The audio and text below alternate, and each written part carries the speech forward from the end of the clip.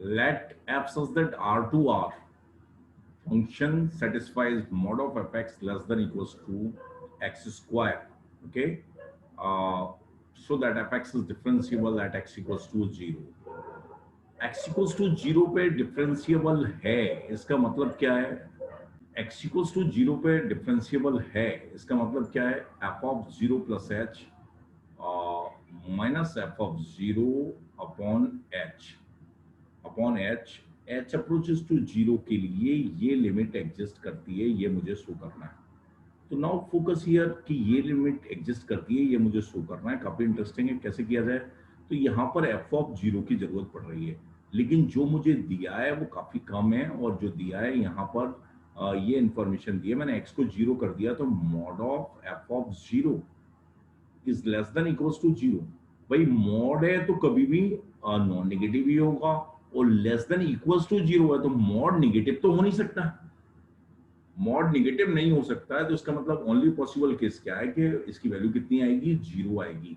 This implies mod जानता हूँ non negative less than equals to, तो मॉड एफ ऑफ जीरो कितना आ गया? जीरो आ गया। ये बात समझ आई? अब मैंने क्या किया, इसको ध्यान से समझिए।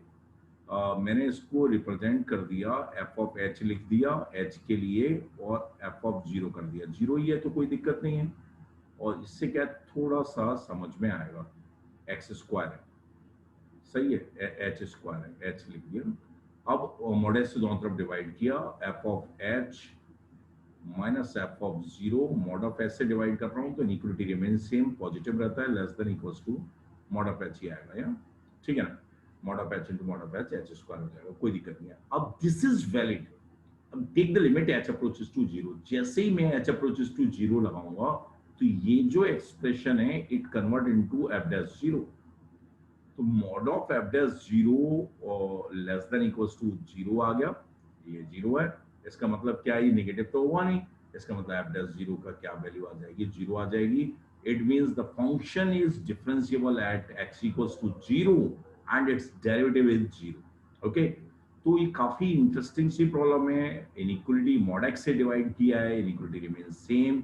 इसी की हेल्प से एफ ऑफ जीरो की वैल्यू निकालना, ये थोड़ा सा एक इंटरेस्टिंग पार्ट था। इसके बाद आपको इस लिमिट को सॉल्व करना है, लिमिट में लेके जाना है।